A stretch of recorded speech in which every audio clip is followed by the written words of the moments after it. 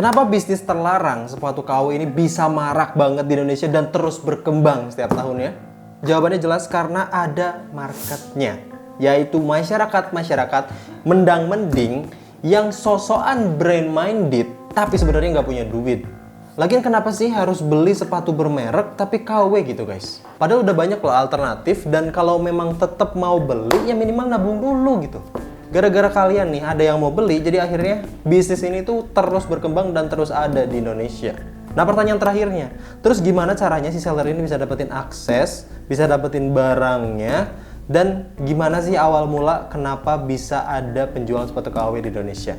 Bareng gue Oki di Konten Detektif Show, kita bahas lebih detail kenapa bisa ada sepatu KW di Indonesia. Gas kan?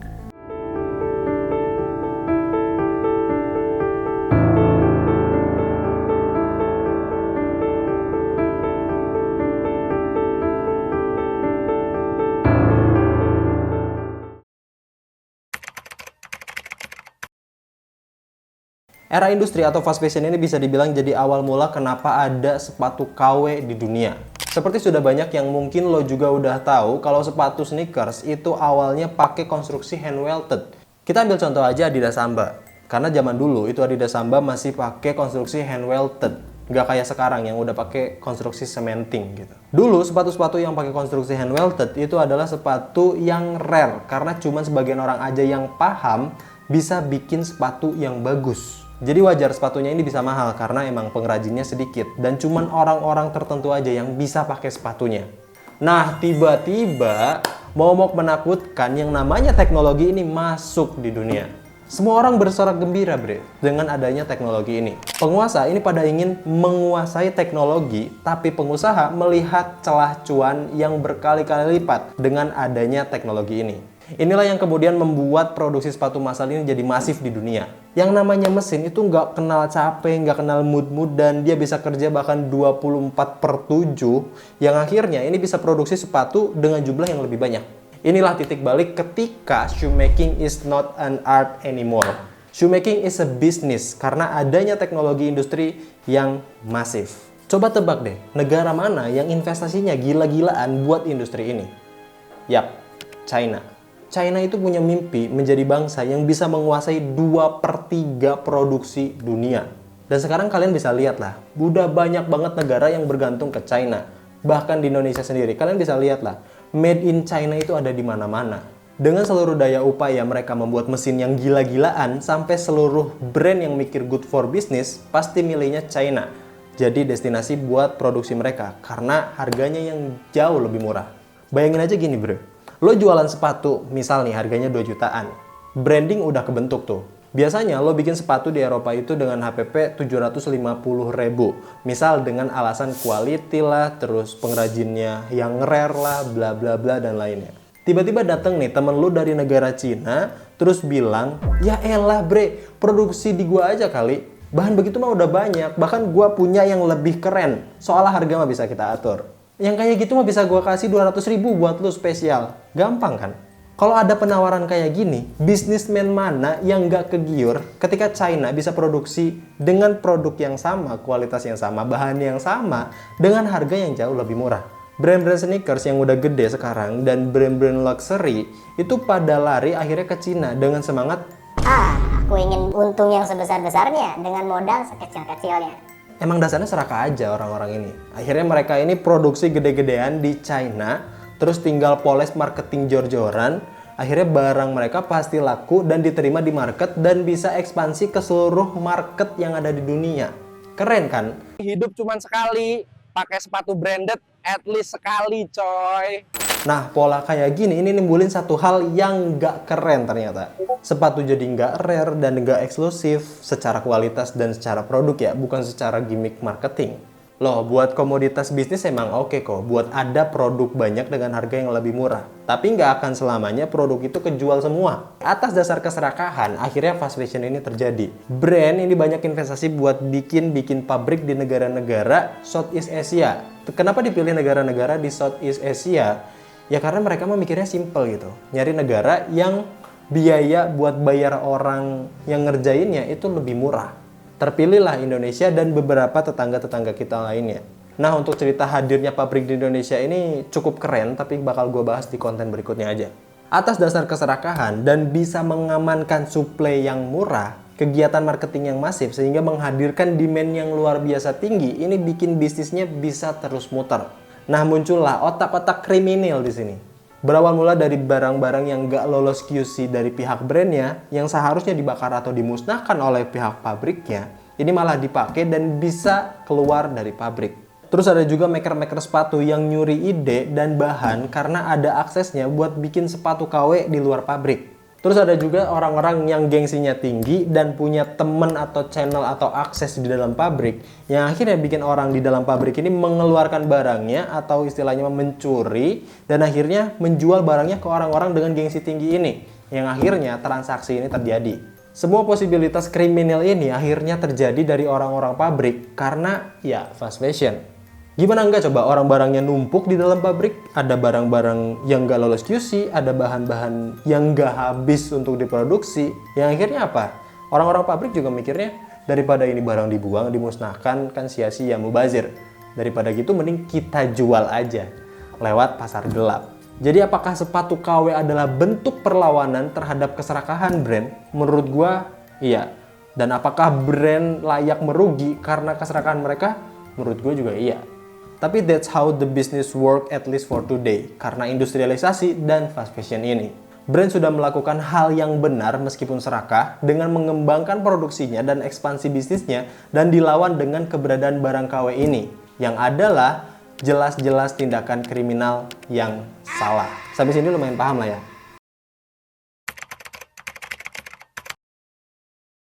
Nah, fenomena sekarang adalah bentuk keserakahan atas tindakan kriminal yang terjadi dalam lingkup perkawean ini. Masalahnya sederhana, kemampuan Cina yang bisa produksi sepatu banyak itu nggak bisa dijualin karena nggak semua diterima sama brandnya. Analoginya gini, lo bisa makan banyak nih, karena asupannya banyak, lo juga harus punya kemampuan buat ngeluarin keringat atau energi lo yang banyak itu, biar badan lo ini tetap stabil dan ideal. Misalkan, dengan lo berolahraga, itu kan bisa ngeluarin keringat tuh. Entah itu dengan nge-gym, jalan kaki, running bersama kawan-kawan culture lo, yoga, pilates, padel nih yang lagi rame, terus renang, atau yang terakhir, Pokoknya semakin banyak yang lo masukin ke tubuh lo, itu harus semakin banyak juga yang dikeluarin. Begitupun negara Cina yang bisa produksi barang dengan sangat banyak. Dan ada beberapa barang-barang yang nggak lolos QC atau tidak diterima sama si brandnya. Akhirnya daripada dimusnahkan, itu kan sayang, mubazir. Akhirnya apa? Ya, mending dijualin. Akhirnya yang jualan KW di Indonesia itu pada beli b***nya Cina buat bisa dijualin di negara Indonesia. Dengan bungkusan this is business bro. Gue beli 50 yuan, ya udahlah, gue untungin dikit buat bisa dijualin di sini. Salah nggak? Menurut penjual KW-nya pasti kagak. Tapi sadar nggak mereka kalau mereka ini sebenarnya lagi ngerusakin pasar di Indo dengan jual b***nya Cina gitu. Sebenarnya ngerti nggak sih orang-orang ini? Jadi para penjual KW ini udah tahu jualan KW itu tindakan kriminal, sekarang malah jadi serakah dan gaya-gayaan buat beli b***nya Cina biar jadi suplai barang mereka yang bisa dijualin di Indonesia. Yaitulah awal impor KW itu bisa banyak banget di Indonesia dan sama sekali tidak menguntungkan shoemakers lokal. Bahkan mungkin gue bisa bilang dengan hitung-hitungan kasar gue, itu hampir 90% produk KW yang dijual di Bandung dan di Jakarta adalah impor KW Cina. Terus untung buat Indonesianya apa? Industrialisasi tidak berkembang, belajar untuk para karyawannya juga kagak, penyerapan SDM apalagi.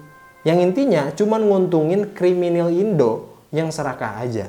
Udah mah kriminal, serakah.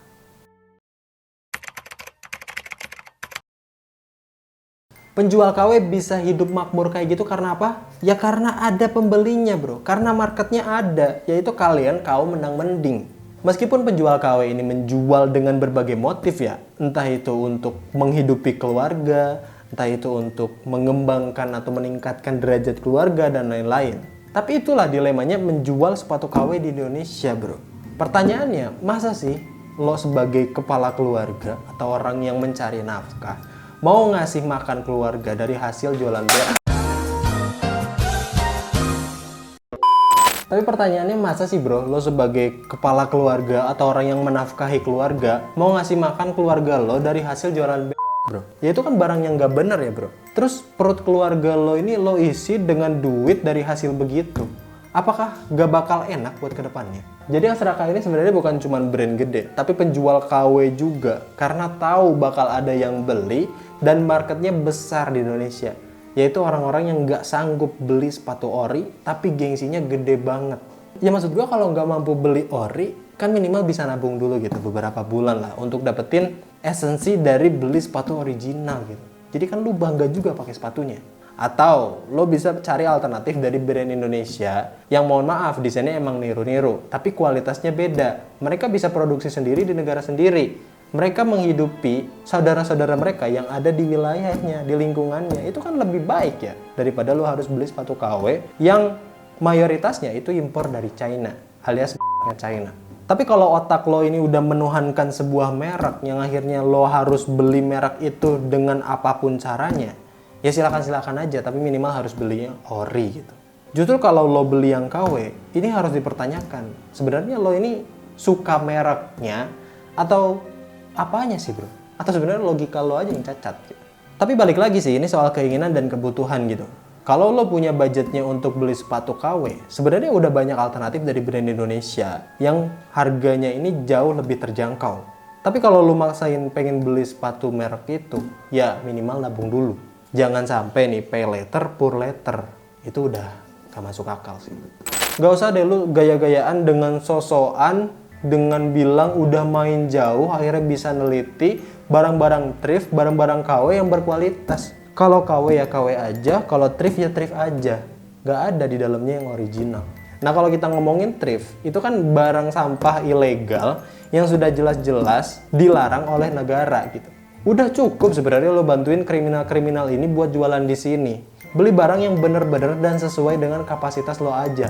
Biar gak jadi alasan para KW ini buat melenggangkan keserakahan bisnisnya di negara ini. Gue bilangin pahit ya bro, gak bakalan ada yang peduli lo mau pakai merek, branded atau brand luxury apapun. Kecuali kalau lo sebagai pribadi ini udah punya value di masyarakat. Coba lo lihat Raffi Ahmad, ketika pakai barang-barang branded, itu bakalan cocok di dia. Gak bakalan ada orang yang mikir kalau dia ini pakai barang KW. Karena emang value Raffi Ahmad ini udah terkenal sebagai orang kaya, orang tajir, pekerja keras, dan emang layak gitu untuk menggunakan barang-barang itu. Sedangkan gua, sedangkan lu, orang-orang yang penghasilannya aja belum tentu oke, tapi udah sosokan maksa buat pakai barang-barang branded. Kan nggak masuk di value-nya gitu. Jadi mulai sekarang lo mending pakai brand-brand Indonesia yang kejangkau sama kapasitas lo dulu. Selama lo pakai brand-brand Indonesia dan terus berkembang untuk mengembangkan value diri lo, atau minimal menjadi sukses dan kaya raya, lo nggak bakalan dinilai rendah oleh orang-orang lain atau teman-teman lo. Jadi ketika lo udah sukses nih, lo bisa cerita, gua merangkak, merintis menjadi sukses itu menggunakan brand Indonesia yang sesuai dengan kapasitas gua pada saat itu. Dan ketika ada teman-teman lu yang nanya, ketika lu udah sukses, kok lu masih pakai brand Indonesia sih? Kan lu bisa bangga. Lu masih terlihat sederhana, humble, tapi sebenarnya lu ini kaya raya. Gimana nggak keren coba bro? Itulah keren sebenarnya bro. Jadi please mulai sekarang lo nggak usah beli lagi KW dan berhenti untuk membantu kriminal-kriminal ini untuk mendapatkan cuan di negara ini.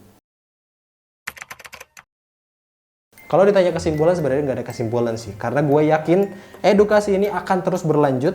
Jadi intinya sepatu KW itu akan laku karena ada orang-orang yang senantiasa membantu kriminal-kriminal ini yang lagi jualan ke Cina di negara Indonesia.